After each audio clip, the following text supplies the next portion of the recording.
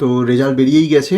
Physical science ইন্টারভিউয়ের জন্য কিভাবে প্রিপেয়ার করবে সেই বিষয়ে দু চার কথা আমি বলতে চাই। তো দেখো, ইন্টারভিউতে 20 নম্বর। এইবার 20 নম্বরের মধ্যে ডেমোতে 10 নম্বর আর 10 নম্বর ইন্টারভিউতে।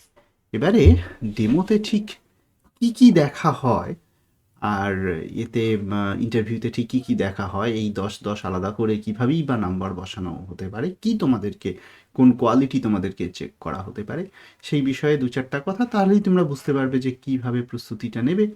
তো প্রথম কথা দেখো, ডেমোতে চেক করা যে তুমি কথাবার্তা কেমন বলতে পারো, তুমি কতটা নলেজেবল সেটা ওখানে কোনোভাবেই চেক করা সম্ভব নয়। তোমার কমিউনিকেশন স্কিলটা কীরকম, তুমি কিছুটা পড়ে এবং তুমি কতটা প্রিপেয়ার্ড হয়ে এসছো, তুমি কতটা সিরিয়াসলি নিচ্ছ, টিচিং অ্যাপটিটিউডটা তোমার কীরকম, তুমি কথা বলতে গিয়ে করছো কিনা, দুবার কথা বলতে গিয়ে তিনবার হোঁচট খাচ্ছ কিনা, ঘাবড়ে যাচ্ছ কিনা, মানে একদম মুখস্থ বলছো নাকি কমিউনিকেশন করে বলতে পারছো, মানুষ সামনে তিনজন বসে আছে। ফলে এইটা চেক করাটা কমিউনিকেশন স্কিল, নার্ভ স্কিল, এটা তোমার দেখার বিষয়। তুমি কি তাহলে তোমাকে নিজের কমিউনিকেশন স্কিল বাড়াতে হবে, তোমাকে মুখস্থ না করে তোমাকে পড়াতে হবে সামনে। যারা অলরেডি পড়ানোর মধ্যে আছো, যারা ভালো করে টিউশন পড়াও, একটু সিরিয়াসলি পড়াও, তাদের এখানে অনেকটা সুবিধা অলরেডি আছে যে তুমি যে কোনো বিষয়ই তুমি পড়িয়ে অভ্যস্ত 9-10-এর গোটা বিষয়টা। বেশ। দ্বিতীয় প্রশ্ন হচ্ছে কতগুলো ডেমো তৈরি করবে। দুটো ডেমো তো তৈরি করতেই হবে, 4টে করতে পারলে সব থেকে ভালো। 9-এর ফিজিক্স থেকে একটা, 9-এর কেমিস্ট্রি থেকে একটা, ক্লাস 10-এর ফিজিক্স থেকে একটা, ক্লাস 10-এর কেমিস্ট্রি থেকে একটা, এনভায়রনমেন্টাল সায়েন্সের একটা চ্যাপ্টার, মানে এনভায়রনমেন্ট রিলেটেড কিছু জিনিসপত্র অবশ্যই রয়েছে ক্লাস 10-এ, পার্টিকুলারলি প্রথম চ্যাপ্টারটা, সেটাও তুমি ডেমো দিতে পারো। সেটা বোথ ফিজিক্সের অ্যান্ড কেমিস্ট্রির চলবে এবং সেটাতে ডেমো দিলে কোনো অসুবিধা নেই। তো এরকম 4টে ছোটো ছোটো টপিক প্রিপেয়ার করে রাখতে পারলে ভালো। Practice practice practice practice. যে বিষয়ে ডেমো দেবে সেই বিষয়টার চারপাশটা খুব ভালো করে পড়বে। সেখানে শুধুমাত্র ক্লাস 9-এর বই, 10-এর বইটি পড়লে হবে না। তুমি যে ডেমোটা দেবে, ডেমো তোমাকেই চয়েস দেবে যে ভাই তুমি বলো কী ডেমো তুমি দিতে চাও। তো তুমি সেই অনুযায়ী বলবে যে স্যার আমি এই বিষয়টা ডেমো দিতে চাই, এবং সেই বিষয়টা তোমাকে যখন বলতে বলবে তুমি নিজের মতো বলে যাবে, কিছু শেষ করার দরকার নেই। ডেমোতে কয় মিনিট সময় দেবে, 2 থেকে 3 মিনিট ম্যাক্সিমাম, তার মধ্যেই বুঝে যাবে। সেখানে তোমাকে কি কোনো বিষয় শেষ করে ফেলতে হবে? Absolutely not. তুমি তোমার মতো করে পড়াতে শুরু করবে, ওনারা বুঝে নেবেন যে তুমি কি বলতে চাইছো, মানে তুমি কীরকম অ্যাজ এ টিচার হিসেবে তুমি কীরকম। এই হলো গল্প। তারপর হচ্ছে ইন্টারভিউয়ের 10 নম্বর। আচ্ছা, যেটা বলছিলাম আর একটু ভুলে গেলাম, যে ডেমোতে যে বিষয়টা পড়াবে সেই বিষয়ের যেন চারদিকে একটু গুগল সার্চ টাচ করে ভালো করে, এবং ক্লাস 11-12 বইগুলো থেকেও সেই বিষয়টা যেন একটু ডিটেলে তোমার জানা থাকে।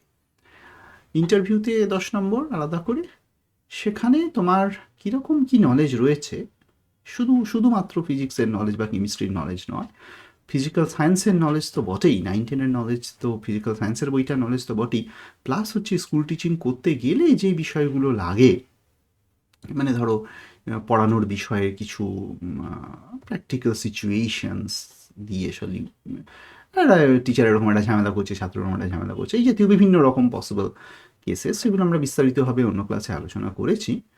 তো এই এই জাতীয় জিনিসগুলোর নলেজ তোমার আছে কিনা, ট্যাকল করতে পারবে কিনা, বিভিন্ন রকমের স্কিম, গভর্নমেন্টের যে সমস্ত বিষয় রয়েছে, বিভিন্ন রকমের স্কলারশিপস এটসেট্রা, এই বিষয়গুলো তুমি জানো কিনা, তুমি তোমার কিছু মিনিমাম জেনারেল নলেজ আছে কিনা ফিজিক্স কেমিস্ট্রির বাইরেও, সামান্য দেশের ইতিহাস ভূগোল, রাজ্যের ইতিহাস ভূগোল একটু জানো কিনা, এই জাতীয় ছোট ছোট ছোট ছোট ছোট ছোট কিছু জিনিস এখানে দেখবে।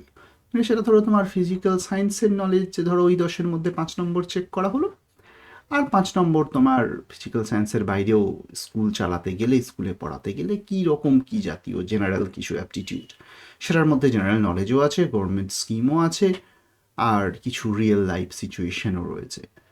তো এই কটা মিলিয়ে ধরো তোমার ওই 10 নম্বরের প্রস্তুতি। ফলে প্রত্যেকটা বিষয় তোমরা একটু একটু একটু একটু করে প্রিপারেশন নেওয়া শুরু করো। মানে প্রথমে তুমি ডেমোর জন্য প্রিপেয়ার করো, 4টে বিষয় প্রিপেয়ার করো। তারপরে তুমি বিভিন্ন রকমের রিয়েল লাইফ সিচুয়েশন তোমার বন্ধুদেরকে জিজ্ঞেস করো যে ভাই তুই আমাকে ধর, কিছু রিয়েল লাইফ সিচুয়েশন ধর। বিভিন্ন রকম গভর্নমেন্ট স্কিমগুলোরও মুখস্থ করে যাও। আর ইতিহাস ভূগোলের নলেজ তো আর এখন বাড়ানো যাবে না, যতটুকু জানো তার সাথে মিনিমাম কিছু একটু চোখ বুলিয়ে। এরপর প্রশ্ন হচ্ছে বিএডের বিষয়ের কিছু জিনিস ধরবে কিনা। বিএডের টেকনিক্যাল বিষয়ের জিনিস খুব একটা ধরার কথা নয়, তবে রিয়েল লাইফ সিচুয়েশন যেখানে টিচিং অ্যাপটিটিউডের কথা যেখানে প্রশ্ন রয়েছে, সেখানে তোমার বিএডের জ্ঞান কিছু কাজে লাগলেও লাগতে পারে। বিএডের থিওরিটিক্যাল নলেজ যেগুলো মুখস্থ করেছো বিএড করার সময়, সেইগুলো খুব একটা ইস্যু এখানে জিজ্ঞেস করার কথা না, অন্তত আমার নলেজে এরকম কিছু নেই। আর ইন্টারভিউয়ের প্রশ্ন কি শুধু 9-10-এর বইয়ের মধ্যেই হবে? তুমি যে বিষয়টায় ডেমো দেবে সেই বিষয়ে তোমার যাবতীয় যা কিছু প্রশ্ন হতে পারে, সেটা 11-12 লেভেলেও হতে পারে, আরও উঁচু লেভেলেও হতে পারে, গ্র্যাজুয়েশন অনার্স লেভেলেও হতে পারে, কারেন্ট বর্তমান কিছু রিসার্চ হচ্ছে কিনা সেই লেভেলেও হতে পারে। ফলে ডেমোর বিষয়টা একটু ডিটেলে প্রস্তুতি নেবে।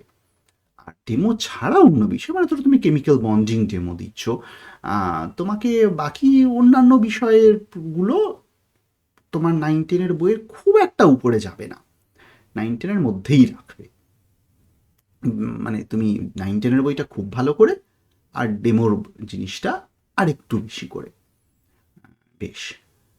আর রিসেন্ট আরেকটা জিনিস বলা হলো না, রিসেন্ট টেকনোলজিক্যাল কিছু ডেভেলপমেন্ট এবং তোমার আশেপাশে যে টেকনোলজিগুলো রয়েছে সেই টেকনোলজিগুলো নিয়ে তুমি কিছু ডিল করবে। কি করে মাইক্রো ওভেন চালানো চলে তার প্রিন্সিপাল, কি করে টিউবলাইট চলে তার কিছু প্রিন্সিপাল, এইগুলো মানে যাতে ছাত্রদের ডেলি লাইফের যে ইনকুইজিটিভ মাইন্ড, তাদের যে স্বাভাবিক প্রশ্ন, সেই প্রশ্নগুলোর উত্তর তুমি দিতে পারছো কি না। তো এটা একটা তোমার কাছে ইম্পর্ট্যান্ট একটা জায়গা। তো এইরকমগুলো নিয়ে তুমি আস্তে আস্তে প্রস্তুতি নিতে থাকো। এবং এইরকম করে আমরা তোমাদের সঙ্গে 1-to-1 ডিসকাশন আমি করেছি প্রায় 20 ঘন্টার উপরে। 10টার ক্লাস আমি নিয়েছি, প্রত্যেকটা ক্লাসই 2 ঘন্টা বা তার উপরে ক্লাস আমরা নিয়েছিলাম অলরেডি। সেগুলো রেকর্ডিং তোমরা দেখে নিতে পারো। তার জন্য তোমরা আমাকে যোগাযোগ করবে, আর আমাকে হোয়াটসঅ্যাপ করবে। আমার হোয়াটসঅ্যাপ নাম্বার তোমার জানার কথা, যদি না অলরেডি না জানো তো এইটা আমার হোয়াটসঅ্যাপ নাম্বার। তো এটাকে আমি একটু তুলে দিতে পারি। এ ভাই, আমি হাত দিয়ে কি দেখাতে পারবো, এই দেখো উপর দিয়ে আমার হাত এখানে বেরিয়ে যাবে। এই দেখো আমার হোয়াটসঅ্যাপ নাম্বার, সেখানে তুমি দেখে নাও। এই নাম্বারে তুমি আমাকে একটু হোয়াটসঅ্যাপ করে দেবে। আমরা অনেকগুলো জিনিস ছোট ছোট ছোট ছোট করে পড়িয়েওছি আলাদা করে, সারফেস টেনশন, ভিসকোসিটি এবং আরও ধরো কেমিস্ট্রির পার্টগুলো, সেগুলো আমি 11-12 ইন্টারভিউটা হয়ে গেলেই তোমাদেরকে নিয়ে সেগুলো পড়বো। যেমন ধরো তোমার কেমিক্যাল বন্ডিং ইত্যাদি, তারপর তোমার কোলয়েডস এটসেট্রা, সেগুলো নিয়ে সব ছোটো ছোটো ছোটো ছোটো করে ক্লাস আমি করাবো। তার আগে ওই 20 ঘন্টা ধরে তোমাদের সাথে ডিসকাস করে করে প্রত্যেকটি চ্যাপ্টার ওয়াইজ 9-10-এর সমস্ত সব করা, ফিজিক্স কেমিস্ট্রি বোথ, প্রত্যেকটা চ্যাপ্টার ওয়াইজ আমি বলার চেষ্টা করেছি এবং তোমরাও সেখানে পার্টিসিপেট করেছো। কোন বিষয়ে কীরকম প্রশ্ন হতে পারে সেগুলো যদি একটু মন দিয়ে খুঁটিয়ে দেখো, তোমাদের অনেকটাই সেখান থেকে প্রিপারেশনের বেসিক আইডিয়াটা বুঝতে পারবে বলে আমার ধারণা।